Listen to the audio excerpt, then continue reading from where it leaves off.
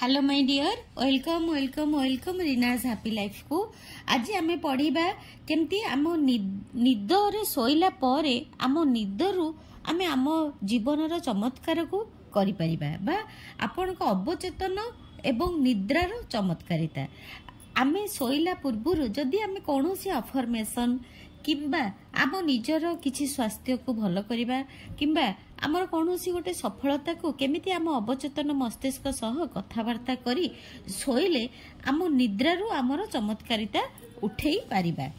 आजिर अध्याय हैला अवचेतन मस्तिष्कर डॉक्टर जोसेफ मर्फी बहिर आपणक अवचेतन एवं निद्रार चमत्कारिता। अध्याय 13 प्रति 24 घंटारू प्राय 8 घंटा आपण शोई थांती अर्थात निजर पूरा जीवनर 1/3 भाग एहा जीवनर अपरिवर्तनीय नियम। निद्रा एक दिव्य नियम अटे एवं आमर अनेक गुड़िए समस्यार समाधान आमे बिछोना रे आराम रे शोइथिबा बेले ही आम पाखकू आसी थाए। अनेक लोक एही सिद्धांतर पक्ष नहीं थांती जे आमे दिन बेला थकी गला परे शरीर को विश्राम देबा पई सोई जाऊ एवं सही समय रे आम शरीर निजर मरामती करि थाए। एहा संपूर्ण भावरे एक भूल धारणा। सोईबा समय रे कौनसी अंग विश्राम नहीं नथांती। हृत्पिंड फुसफुस एवं शरीर समस्त जरूरी अंग आपण सोईथिबा समय रे मध्य काम करिथांती। नख और बाल बढ़िबा जारी रही थाए। त्वचारू झाड़ बाहरी झरी झरी रही थाए बाहरी जारी रही थाए। जदि शोइबा पूर्व आपण खाई थांती तेबे सही खाद्य शोइबा समय रे मध्य हजम हुए। अवचेतन मस्तिष्क केबे भी सोई न थाए। एहा अहरह जरूरी अंग गुड़ी को नियंत्रित करिबारे व्यस्त थाए। निदर शोइबा बेले शरीर उपचार प्रक्रिया तीव्र होई थाए कारण अवचेतन मस्तिष्कर काम रे सेतेबेले केही हस्तक्षेप करी नथांती। शोइबा समय रे ही आपण को अद्भुत उत्तर सबु मिली थाए। आमे जहा स्वप्न देखु सेही विषय रे कहिचंती। आमे काहेकि शोई थाउ। डॉक्टर जॉन बिगेलो निद्रा उपरे वैज्ञानिक उपाय रे गवेषणा करिथिबा गवेषक मानक मध्यरु अन्यतम। से दर्शाइछंती जे राति रे जेतेबेले आपण सोउछंती सेतेबेले आपण एभली लक्षण सबु देखाउछंती जहा द्वारा जना पड़ुछि जे आखि कान नाक एवं स्वाद ग्रंथिरु नाड़ी गुड़िक निद्रा अवस्था रे मध्य बहुत सक्रिय रहउछंती। एहा मध्य दर्शाइछंती जे आपणक मस्तिष्कर नाड़ी गुड़िक अत्यधिक सक्रिय रहउछंती। तांको कहिबा अनुसार आम शोइबार मुख्य कारण हेउछि आम आत्मार अति उत्तम अंश आमर उच्च प्रकृतिर निराकार सह एही समय एकाकार होइथाए एवं ईश्वरीय बुद्धिमत्ता एवं पूर्ण ज्ञान रे सहभागी होइथाए। प्रार्थना निद्रार एक रूप।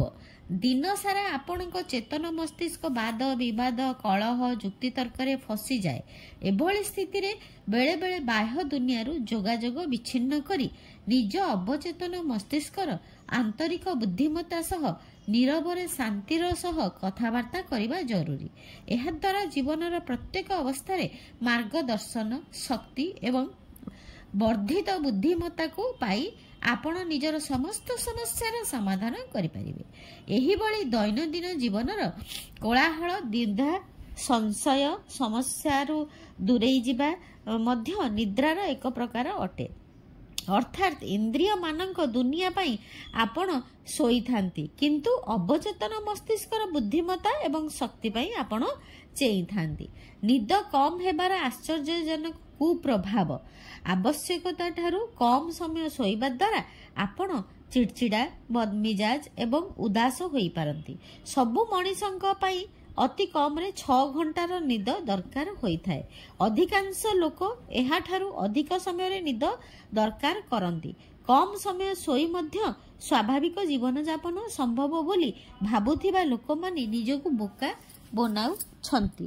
ନିଦ୍ରାର ପ୍ରକ୍ରିୟା ଏବଂ ଅଳ୍ପ ନିଦ୍ରା ଉପରେ ଗବେଷଣା କରିଥିବା ଚିକିତ୍ସକମାନଙ୍କ ମଧ୍ୟରେ ଗଭୀର ଭାବରେ ଅନିଦ୍ରା ଜନିତ ସମସ୍ୟା ବା ଇନ୍ସୋମାନିଆ ଥିବା ଲୋକମାନଙ୍କ ଭବିଷ୍ୟତରେ ମାନସିକ ଅବରୋଧର ସମ୍ମୁଖୀନ ହୋଇପାରନ୍ତି। ମନେ ରଖନ୍ତୁ, ନିଦରେ ଆପଣ ଆଧ୍ୟାତ୍ମିକ ରୂପରେ ଊର୍ଜାବାନ ହୋଇଥାନ୍ତି। ଜୀବନରେ ଭରପୁର ଖୁସି ଏବଂ ଜୀବଶକ୍ତି ଆଣିବା ପାଇଁ ପର୍ଯ୍ୟାପ୍ତ ନିଦ ଜରୁରୀ ହୋଇଥାଏ। ଆପଣଙ୍କ ଅଧିକ ନିଦର ଆବଶ୍ୟକତା ରହିଛି। ଆମର ନିଦ କାହିଁକି ଦରକାର ତାର କାରଣ ଖୋଜିବା ପୂର୍ବରୁ ଆମେ ଜାଣିବା ଦରକାର ଯେ ଯଥେଷ୍ଟ ସମୟ ନ ଶୋଇଲେ ଆମର କ'ଣ ହୁଏ। 1964ରେ ରାଣ୍ଡି ଗାର୍ଡନର ନାମକ ଜଣେ 17 ବର୍ଷୀୟ ଯୁବକ ଲଗାତାର 264 ଘଣ୍ଟା ପୂରାପୂରି 11 ଦିନ ନ ଶୋଇ ଗିନିସ୍ ବୁକ୍ ଅଫ୍ ୱାର୍ଲଡ ରେକର୍ଡରେ ସ୍ଥାନ ପାଇବା ପାଇଁ ଚେଷ୍ଟା କଲେ। ପରେ ଡାକ୍ତରୀ ପରୀକ୍ଷାରୁ ଜଣାପଡ଼ିଲା ଯେ ଏଥିଯୋଗୁଁ ତାଙ୍କଠାରେ କୌଣସି ସ୍ଥାୟୀ ସମସ୍ୟା ଦେଖାଦେଇ ନଥିଲା, କିନ୍ତୁ ସେ ନିଜକୁ ଚେତା ରଖିବା ସମୟରେ ତାଙ୍କର ଚିନ୍ତା କରିବା ପ୍ରକ୍ରିୟା ହ୍ରାସ ହୋଇଥିଲା, କଥାବାର୍ତ୍ତା ଅସ୍ପଷ୍ଟ ହୋଇଯାଇଥିଲା, ସ୍ମୃତିଶକ୍ତି ମଧ୍ୟ ହ୍ରାସ ହୋଇଥିଲା। କିଛି ଦିନ ପରେ ସେ ହେଲୁସିନେସନର ଶିକାର ମଧ୍ୟ ହୋଇଥିଲେ। ଅଧିକାଂଶ ଲୋକ ଯେଉଁମାନେ ବହୁଦିନ ଧରି କମ୍ ସମୟ ଶୋଇ ଆସିଥାନ୍ତି ସେମାନଙ୍କର ଏହିଭଳି ସମସ୍ୟା ହୋଇ ନଥାଏ, କିନ୍ତୁ ଅନ୍ୟ ପ୍ରକାରରେ କୌଣସି ନା କୌଣସି ଗୁରୁତର ପ୍ରଭାବ ଦେଖାଦିଏ। ନ୍ୟାସନାଲ ହାଇୱେ ଟ୍ରାଫିକ ସେଫ୍ଟି ଆଡମିନିଷ୍ଟ୍ରେସନର ତଥ୍ୟ ଅନୁଯାୟୀ ପ୍ରତିବର୍ଷ ଅନିଦ୍ରା ଜନିତ ଦୁର୍ଘଟଣାର ସଂଖ୍ୟା ପ୍ରାୟ 2 ଲକ୍ଷ। 5 ଜଣଙ୍କ ମଧ୍ୟରୁ ଜଣେ ବେଳେବେଳେ ଗାଡ଼ି ଚଲାଉଥିବା ସମୟରେ ଶୋଇପଡ଼ନ୍ତି। ପରିମାଣ ସ୍ୱରୂପ ଡ୍ରାଇଭରମାନେ ଦିନ ଅପେକ୍ଷା ରାତିରେ ଦୁର୍ଘଟଣା କରିବାର ସମ୍ଭାବନା 5ରୁ 10 ଗୁଣ ଅଧିକ। ସ୍ୱେଚ୍ଛାସେବୀମାନଙ୍କ ଉପରେ କରାଯାଉଥିବା ଅନୁସନ୍ଧାନରୁ ଜଣାପଡ଼ିଛି ଯେ କ୍ଳାନ୍ତ ମସ୍ତିଷ୍କ ପାଇଁ ନିଦ ଏତେ ମାତ୍ରାରେ ଦରକାର ଯେ ନିଦ ପାଇଁ ସେ କିଛି ବି ତ୍ୟାଗ କରିପାରିବ। କେବଳ କିଛି ଘଣ୍ଟାର ନିଦ ପୂରା ନହେଲେ ଅଳ୍ପ ସମୟରେ ନିଦ କିମ୍ବା ସୂକ୍ଷ୍ମ ନିଦ୍ରା ଗୋଟିଏ ଘଣ୍ଟାରେ 3-4 ଥର ଆସିବାକୁ ଲାଗେ। ସେହି ସମୟରେ ବାସ୍ତବିକ ନିଦ୍ରା ଭଳି ବ୍ୟକ୍ତିର ଆଖି ପଲକ ପଡ଼ିଯାଏ, ମସ୍ତିଷ୍କର ତରଙ୍ଗଗୁଡ଼ିକ ମନ୍ଥର ହୋଇଯାଏ। ପ୍ରଥମେ ଏହି ସୂକ୍ଷ୍ମ ନିଦ୍ରା ଅଳ୍ପ କିଛି ସେକେଣ୍ଡ ପାଇଁ ଆସେ। ଯେତେବେଳେ ଅନିଦ୍ରାର ସମୟ ବଢ଼ିବାରେ ସୂକ୍ଷ୍ମ ନିଦ୍ରା ଅଧିକ ସମୟ ପାଇଁ ବାରମ୍ବାର ଆସେ, 2 କିମ୍ବା 3 ସେକେଣ୍ଡ ପାଇଁ ଏହା ନିଦ୍ରା ଏତେ ଅଧିକ ମାତ୍ରାରେ ଆସେ ଯେ ଯଦି ବ୍ୟକ୍ତି ଜଣକ ଝଡ଼ ତୋଫାନ ଭିତରେ ବିମାନ ଉଡ଼ାଉଥାନ୍ତି ତଥାପି ସେ ସେହି କିଛି ଅମୂଲ୍ୟ ସେକେଣ୍ଡ ପାଇଁ ସୂକ୍ଷ୍ମ ନିଦ୍ରାର ପ୍ରତିରୋଧ କରିପାରନ୍ତି ନାହିଁ। ନିଦ ପରାମର୍ଶ ଦେଇଥାଏ। ଲସ୍ ଏଞ୍ଜେଲସର ସାଣ୍ଡ୍ରା ଏଫ୍ ନାମକ ଜଣେ ଯୁବତୀ ରେଡିଓରେ ମୋର ଅଭିଭାଷଣ ଶୁଣନ୍ତି। ସେ ଥରେ ମୋତେ କହିଲେ ଯେ ତାଙ୍କୁ ନ୍ୟୁଜରେ ଗୋଟିଏ ଚାକିରି ମିଳିଥିଲା, ଯେଉଁଥିରେ ଯୋଗଦେଲେ ସେ ତାଙ୍କ ସେହି ସମୟରେ କରୁଥିବା ଚାକିରିର 2 ଗୁଣ ଦରମା ପାଇ ପାରିଥାନ୍ତେ, କିନ୍ତୁ ସେ ନିଶ୍ଚିନ୍ତ ନେଇ ପାରୁନଥିଲେ ଯେ ନୂଆ ଚାକିରିର ଅଫର ଗ୍ରହଣ କରିବେ କି ନାହିଁ। ଶୋଇବା ପୂର୍ବରୁ ସେ ପ୍ରାର୍ଥନା କଲେ, ମୋର ଅବଚେତନ ମସ୍ତିଷ୍କର ରଚନାତ୍ମକ ବୁଦ୍ଧିମତ୍ତା ଜାଣିଛି ଯେ ମୋ ପାଇଁ କ'ଣ ଠିକ୍ କ'ଣ ଭୁଲ। ଏହା ଜୀବନମୁଖୀ ଏବଂ ଏହା ମୋତେ ସଠିକ ନିଷ୍ପତ୍ତି ନେବାରେ ସାହାଯ୍ୟ କରିବ, ଯାହା ମୋ ପାଇଁ ଏବଂ ସମସ୍ତଙ୍କ ପାଇଁ କଲ୍ୟାଣକାରୀ ହେବ। ମୋତେ ମିଳିଥିବା ଉତ୍ତର ପାଇଁ ମୁଁ ଧନ୍ୟବାଦ ଦେଉଛି। ଏହି ସରଳ ପ୍ରାର୍ଥନାରୁ ସେ ଶୋଇବା ପୂର୍ବରୁ ବାରମ୍ବାର ଦୋହରାଇଲେ। ସକାଳେ ତାକୁ ଅଭ୍ୟାସ ହେଲା ଯେ ସେ ନୂଆ ଚାକିରିରେ ଯୋଗ ଦେବା ଉଚିତ ନୁହେଁ। ଯୁବତୀ ଜଣକ ଅଫର ପ୍ରତ୍ୟାଖ୍ୟାନ କଲେ। ଏହି ଘଟଣାରେ କିଛି ମାସ ପରେ ସମ୍ପୃକ୍ତ କମ୍ପାନୀଟି ଦେବାଳିଆ ହୋଇଗଲା। ଚେତନ ମସ୍ତିଷ୍କ ଯେଉଁ ବିଷୟଗୁଡ଼ିକର ତଥ୍ୟକୁ ଜାଣିଥାନ୍ତି ସେଗୁଡ଼ିକ ଉପରେ ତାର ଟିପ୍ପଣୀ ଠିକ୍ ହୋଇପାରେ, କିନ୍ତୁ ଏଠାରେ ସେ ଅବଚେତନ ମସ୍ତିଷ୍କ ତରଫରୁ ଆଭାସ ଦେଇଥିଲା। ଅବଚେତନ ମସ୍ତିଷ୍କ କମ୍ପାନୀର ସମସ୍ୟାକୁ ହୃଦୟଙ୍ଗମ କରିପାରିଥିଲା ଏବଂ ସେହି ଅନୁସାରେ ଚେତନ ମସ୍ତିଷ୍କ ପ୍ରେରିତ କଲା, କେତେକ ବିପଦରୁ ବଞ୍ଚାଇଲା। ଆପଣ ଶୋଇବାକୁ ଯିବା ପୂର୍ବରୁ ଯଦି ଠିକ୍ ପଦକ୍ଷେପ ନେବା ପାଇଁ ପ୍ରାର୍ଥନା କରିଥାନ୍ତି, ଅବଚେତନ ମସ୍ତିଷ୍କର ବୁଦ୍ଧିମତ୍ତା ଆପଣଙ୍କୁ ଆଦେଶ ଦେବ ଏବଂ ସୁରକ୍ଷା କରିବ। ଅନେକ ବର୍ଷ ତଳେ ପ୍ରାଚ୍ୟ ଦେଶରୁ ଏକ ଆକର୍ଷଣୀୟ ଅଫର ମିଳିଥିଲା, ହେଲେ ଅଫର ଗ୍ରହଣ କରିବି କି ନାହିଁ ମୁଁ ଦ୍ୱନ୍ଦ୍ୱରେ ଥିଲି। ସଠିକ୍ ମାର୍ଗଦର୍ଶନ ପାଇଁ ମୁଁ ନିମ୍ନ ପ୍ରକାରେ ପ୍ରାର୍ଥନା କଲି। ମୋ ଭିତରେ ଥିବା ଅନନ୍ତ ବୁଦ୍ଧିମତ୍ତା ସବୁ ଜାଣିଛି। ଦିବ୍ୟ କୃପାରୁ ମୋତେ ସଠିକ୍ ନିର୍ଣ୍ଣୟ ନେବାରେ ସେ ସାହାଯ୍ୟ କରିବ। ମୋ ପାଖକୁ ନିଶ୍ଚୟ ଆସିଲେ ମୁଁ ନିଶ୍ଚୟ ତାକୁ ଚିହ୍ନି ପାରିବି। ଶୋଇବା ପୂର୍ବରୁ ଏହି ପ୍ରାର୍ଥନାକୁ ମୁଁ ବାରମ୍ବାର ଦୋହରାଇଲି। ସେଦିନ ରାତିରେ ମୋ ସ୍ୱପ୍ନରେ ଜଣେ ପୁରୁଷ ବନ୍ଧୁ ଆସିଲେ। ସେ ଗୋଟିଏ ଖବରକାଗଜ ଧରିଥିଲେ ଏବଂ ମୋତେ କହିଲେ, ଏହି ହେଡଲାଇନ୍ ସବୁ ପଢ଼, ସେଠାକୁ ଯାଅ ନାହିଁ। ଖବରକାଗଜରେ ହେଡଲାଇନ୍ରେ ମୁଁ ଯିବାକୁ ଥିବା ଅଞ୍ଚଳରେ ହିଂସା, ଦଙ୍ଗା ଏବଂ ଯୁଦ୍ଧ ହେବାର ଖବର ଛପିଥିଲା। ଅବଚେତନ ମସ୍ତିଷ୍କ ସବୁ ଜାଣିଛି। ସେ ବହୁତ ଜ୍ଞାନୀ। ଅନେକ ସମୟରେ ସେ ଆପଣଙ୍କ ସହ କଥା ହେବ, କିନ୍ତୁ ଏଭଳି ଏକ ସ୍ୱରରେ ଯାହାକୁ ଆପଣଙ୍କ ଚେତନ ମସ୍ତିଷ୍କ ତୁରନ୍ତ ଗ୍ରହଣ କରିବ। ଉପରୋକ୍ତ ସ୍ୱପ୍ନ ନିଃସନ୍ଦେହରେ ଅବଚେତନ ମସ୍ତିଷ୍କ ନାଟକ ଥିଲା, ଯେଉଁଥିରେ ସେ ଏଭଳି ଜଣେ ବ୍ୟକ୍ତିକୁ ଦେଖାଇଲା ଯାହାଙ୍କ ଉପରେ ମୁଁ ବିଶ୍ୱାସ କରେ ଓ ତାଙ୍କୁ ସମ୍ମାନ କରେ। ଅବଚେତନ ମସ୍ତିଷ୍କ ପରାମର୍ଶ ମାନି ମୁଁ ଅଫର ପ୍ରତ୍ୟାଖ୍ୟାନ କଲି। ପରେ ମୋ ସ୍ୱପ୍ନ ବାସ୍ତବତାରେ ପରିଣତ ହେବା ମୁଁ ନିଜ ଉପଲବ୍ଧି କଲି। କେତେକଙ୍କ ପାଇଁ ଏହି ଚେତାବନୀ ସ୍ୱପ୍ନରେ ମାଙ୍କ ରୂପରେ ଆସିଥାଏ। ସେ ବ୍ୟକ୍ତିକୁ କ'ଣ କରିବା ଉଚିତ କୁହନ୍ତି, ନିର୍ଦ୍ଦିଷ୍ଟ ସ୍ଥାନକୁ ଯିବା ପାଇଁ ମନା କରନ୍ତି ଏବଂ ତାର କାରଣ ମଧ୍ୟ କହିଥାନ୍ତି। ବେଳେବେଳେ ଅବଚେତନ ମନ ସଚେତ ଅବସ୍ଥାରେ ମଧ୍ୟ ଚେତାବନୀ ଦେଇଥାଏ। ଆପଣଙ୍କୁ ଲାଗିବ ଯେମିତିକି ଆପଣଙ୍କ ମା କିମ୍ବା କୌଣସି ପ୍ରିୟଜନ କହୁଛନ୍ତି ଯେ ସେ ବାଟରେ ଯାଅ ନାହିଁ। କିଏ କହୁଛି ଜାଣିବା ପାଇଁ ଆପଣ ଅଟକି ଯାଆନ୍ତି। ପରେ ଜାଣିବାକୁ ପାଆନ୍ତି ଯେ ଯଦି ଆପଣ ସେହି ବାଟ ଦେଇ ଯାଇଥାନ୍ତେ, ଝରକାକୁ କାଠ ଖଣ୍ଡେ ସିଧା ଆପଣଙ୍କ ମୁଣ୍ଡ ଉପରେ ପଡ଼ିଥାନ୍ତା। ଆପଣଙ୍କ ଭବିଷ୍ୟତ ଆପଣଙ୍କ ଅବଚେତନ ମସ୍ତିଷ୍କ ମଧ୍ୟରେ ରହିଛି। ମନେ ରଖନ୍ତୁ ଯେ ଭବିଷ୍ୟତ ଆପଣଙ୍କ ଅଭ୍ୟାସଗତ ଚିନ୍ତାଧାରାର ପରିଣାମ। ତାହା ପୂର୍ବରୁ ଆପଣଙ୍କ ମସ୍ତିଷ୍କରେ ହିଁ ରହିଛି। କେବଳ ପ୍ରାର୍ଥନା ଦ୍ୱାରା ଆପଣ ଏହାକୁ ବଦଳାଇ ପାରିବେ। ସେହିଭଳି ଦେଶର ଭବିଷ୍ୟତ ସେହି ଦେଶର ନାଗରିକମାନଙ୍କ ସାମୂହିକ ଅବଚେତନ ହାତରେ ରହିଛି। ସେହି ସ୍ୱପ୍ନରେ ସେଭଳି କିଛି ଅଜବ ନଥିଲା ଯାହା ମୁଁ ଦେଖିଥିଲି। ଘଟଣା ଘଟିବାର ବହୁ ପୂର୍ବରୁ ମୁଁ ସେଗୁଡ଼ିକୁ ଖବରକାଗଜର ମୁଖ୍ୟାଂଶ ଭାବରେ ଦେଖିଲି। ଯେଉଁମାନେ ଯୁଦ୍ଧକୁ ବାସ୍ତବତାର ପରିଣତ କରିବେ, ସେମାନଙ୍କ ମସ୍ତିଷ୍କରେ ଯୁଦ୍ଧ ପୂର୍ବରୁ ହିଁ ଆରମ୍ଭ ହୋଇଯାଇଥିଲା। ସେମାନଙ୍କର ସମସ୍ତ ଯୋଜନା ସେହି ମହାନ ରେକର୍ଡିଂ ଉପକରଣ ଅର୍ଥାତ୍ ବିଶ୍ୱର ସାମୂହିକ ଅବଚେତନ ମସ୍ତିଷ୍କର ଅଙ୍କିତ ହୋଇ ରହିଥିଲା। ଆସନ୍ତାକାଲିର ଘଟଣାବଳୀ ଆପଣଙ୍କ ଅବଚେତନ ମସ୍ତିଷ୍କରେ ରହିଛି। ସେହିପରି ଆସନ୍ତା ସପ୍ତାହର ଏବଂ ଆସନ୍ତା ମାସର ମଧ୍ୟ ଭବିଷ୍ୟତ ରେକର୍ଡ ହୋଇ ରହିଛି। ରେକର୍ଡ ହୋଇକି ରହିଛି ଏବଂ ଏହାକୁ ପ୍ରବୃଦ୍ଧ ମନୋବୈଜ୍ଞାନିକ ଅଥବା ଦିବ୍ୟ ଦୃଷ୍ଟି ଥିବା ବ୍ୟକ୍ତି ଦେଖିପାରିବେ।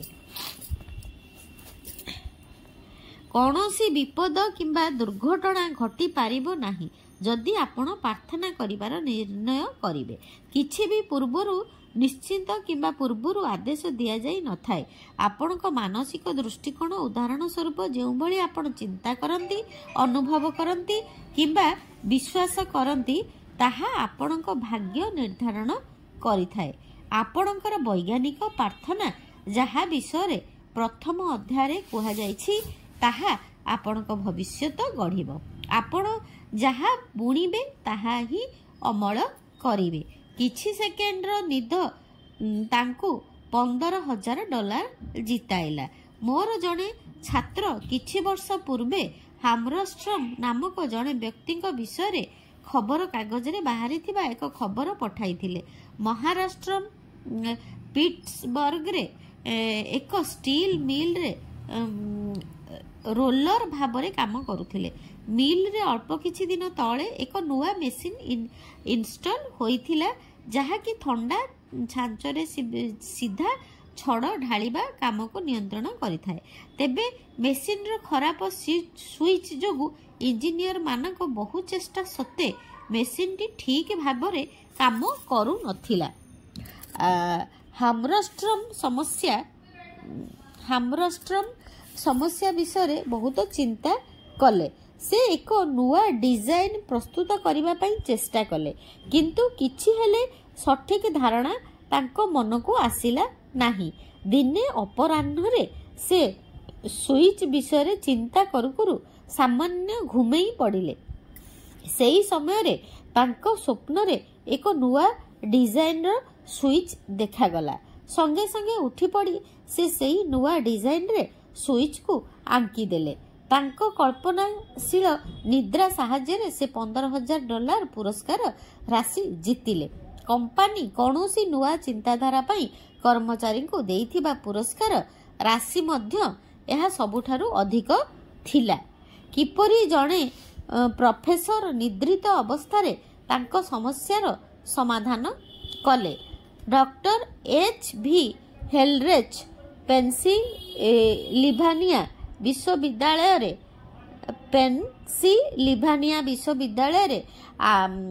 ଆସିରୀୟ ପ୍ରଫେସର ଥିଲେ। ତାଙ୍କର ଆତ୍ମକଥାରେ ସେ ଅବଚେତନ ମସ୍ତିଷ୍କର ଶକ୍ତି ବିଷୟରେ ନିଜ ଅନୁଭବ ବ୍ୟକ୍ତ କରିଥିଲେ। ଥରେ ଶନିବାର ସନ୍ଧ୍ୟାରେ ମୁଁ ବହୁତ ବ୍ୟସ୍ତ ହୋଇପଡ଼ିଥିଲି। ସୁଲେମାନୀ ପଥରର 2ଟି ଖଣ୍ଡକୁ ମୁଁ ଅଧ୍ୟୟନ କରିବା ପାଇଁ ଚେଷ୍ଟା କରୁଥିଲି, ଯାହାକି ବେବିଲୋନୀୟ ସଭ୍ୟତାର ମୁଦିର ଅଂଶ ବୋଲି ଅନୁମାନ କରାଯାଉଥିଲା। ପ୍ରାୟ ମଧ୍ୟରାତ୍ରିରେ କ୍ଳାନ୍ତ ଏବଂ ବ୍ୟସ୍ତ ବିବ୍ରତ ହୋଇ ମୁଁ ଶୋଇବାକୁ ଗଲି ଏବଂ ଏକ ସ୍ୱପ୍ନ ଦେଖିଲି। ପ୍ରାୟ 42 ବର୍ଷର ଜଣେ ଡେଙ୍ଗା ପତଳା ନିପୁର ମାଦ୍ରୀ ମୋତେ ଏକ ମନ୍ଦିରରେ ଖଜଣା ଆଡ଼କୁ ନେଇଗଲେ। ତାହା ଏକ କମ୍ ଉଚ୍ଚତା ବିଶିଷ୍ଟ ଛୋଟ କୋଠରୀ ଥିଲା, ଯେଉଁଥିରେ କୌଣସି ଝରକା ନଥିଲା। ଚଟାଣ ଉପରେ ସୁଲେମାନୀ ପଥର ଏବଂ ଅନ୍ୟ ରତ୍ନ ପଥର ସବୁ ବିଛୁରିତ ହୋଇ ପଡ଼ିଥିଲା। ତାପରେ ସେ ମୋତେ କହିଲେ, 2 ଖଣ୍ଡ ଯାହା ବିଷୟରେ ତୁମେ ଅଲଗା ଅଲଗା କରି ପୃଷ୍ଠା 22 ଏବଂ 26ରେ ଲେଖିଛ, ସେଗୁଡ଼ିକ ଆଙ୍ଗୁଠିରେ ପିନ୍ଧା ଯାଉଥିବା ମୁଦି ନୁହନ୍ତି। ପ୍ରଥମ 2 ଗୋଲା ଭଗବାନଙ୍କ ମୂର୍ତ୍ତିର କାନଫୁଲ ଅଟେ। ଅନ୍ୟ 2 ଖଣ୍ଡ ଯାହା ତୁମ ପାଖରେ ଅଛି ତାର ଅଂଶ। ଯଦି ତୁମେ ସେଗୁଡ଼ିକ ଏକାଠି କରିବ, ମୋ କଥା ସତ ପ୍ରମାଣିତ ହେବ। ମୁଁ ସଙ୍ଗେ ସଙ୍ଗେ ଉଠି ପଡ଼ିଲି। ମୁଁ ସେହି ଖଣ୍ଡଗୁଡ଼ିକୁ ଧ୍ୟାନ ସହକାରେ ଦେଖିଲି ଏବଂ ଆଶ୍ଚର୍ଯ୍ୟଜନକ ଭାବରେ ମୋର ସ୍ୱପ୍ନ ସତ ବୋଲି ପ୍ରମାଣିତ ହେଲା। ସମସ୍ୟାର ସମାଧାନ ବାହାରିଗଲା। ଏହା ସ୍ପଷ୍ଟ କରୁଛି ଯେ ତାଙ୍କର ଅବଚେତନ ମସ୍ତିଷ୍କର ରଚନାତ୍ମକ ଅଭିବ୍ୟକ୍ତି ତାଙ୍କର ସମସ୍ତ ସମସ୍ୟାର ଉତ୍ତର ଜାଣିଥିଲା। ଜଣେ ପ୍ରସିଦ୍ଧ ଲେଖକଙ୍କ ପାଇଁ ଅବଚେତନ କିପରି କାମ କଲା ଯେତେବେଳେ ସେ ଶୋଇଥିଲେ।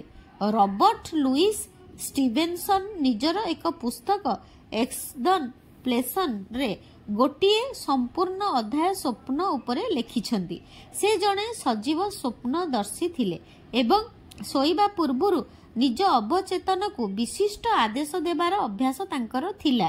ସେତେବେଳେ ନିଜ ଅବଚେତନକୁ କାହାଣୀ ତିଆରି କରିବା ପାଇଁ ସେ ପ୍ରାର୍ଥନା କରନ୍ତି।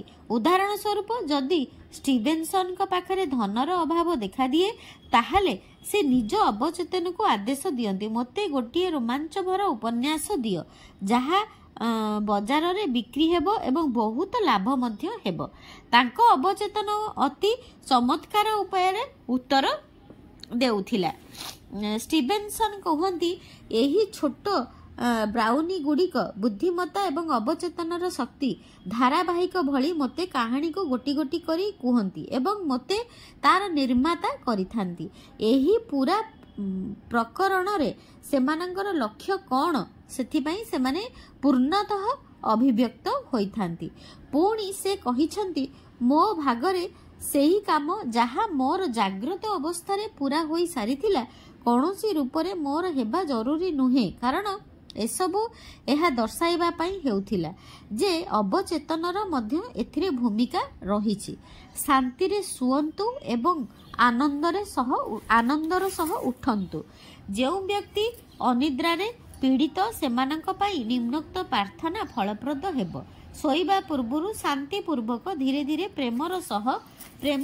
प्रेमर सह कुहंतु, मो पादर आंगुठी गुड़िक आरामदायक अवस्था अच्छी, गोड़ गंठी आरामदायक अवस्था अच्छी, मोर बेक, मोर मस्तिष्क, चेहरा, मो आखि एसबू एवं मोर सर्वांग शरीर आरामदायक अवस्था अच्छी।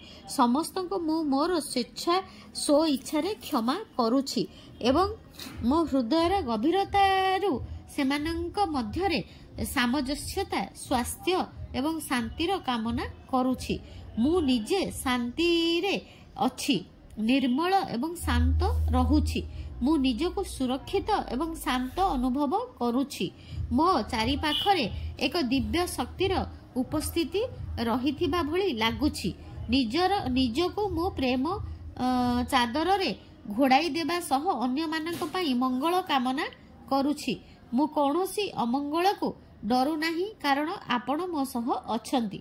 मु अत्यंत शांति रे सोउछि, आनंद सह उठुछि एवं तारि भितरे मु बंचुछि, चल प्रचल हेउछि एवं जीवन को उपभोग करुछि।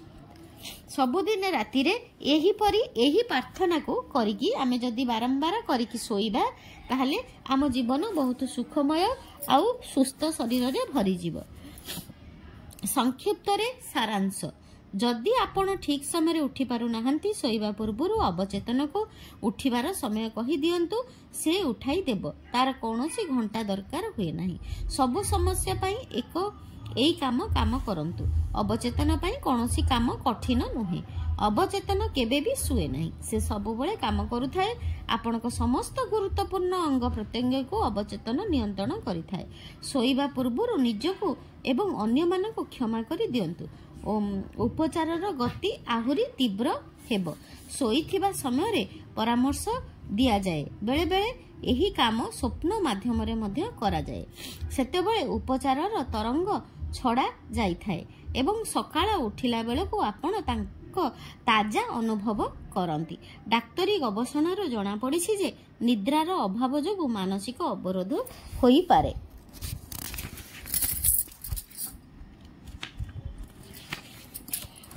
सुस्थ शरीर एवं मनर शक्ति पाई सोइबा जरूरी।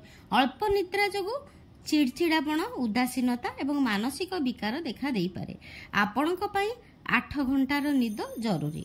निद्रा अवस्था रे आपण आध्यात्मिक रूप से शक्तिवान होई थांती। जीवन रे खुशी एवं उत्साही रहिबा पाई निद आवश्यक होई थाए।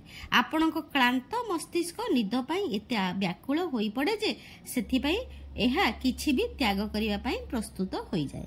निदरे आपनको परामर्श मिलथाए। सोइबा पूर्वरु संकल्प करंतु जे अवचेतन मनर अनंत शक्ति आपनको मार्गदर्शन करूछि एवं निर्देश देउछि। उठिबा परे जे कोनोसी संकेत पाइबा पाई सतर्क रुहंतु। Thank you so much. God bless you, God bless you. आज पढ़िले आमे अध्याय 13 सोइबार चमत्कारिता।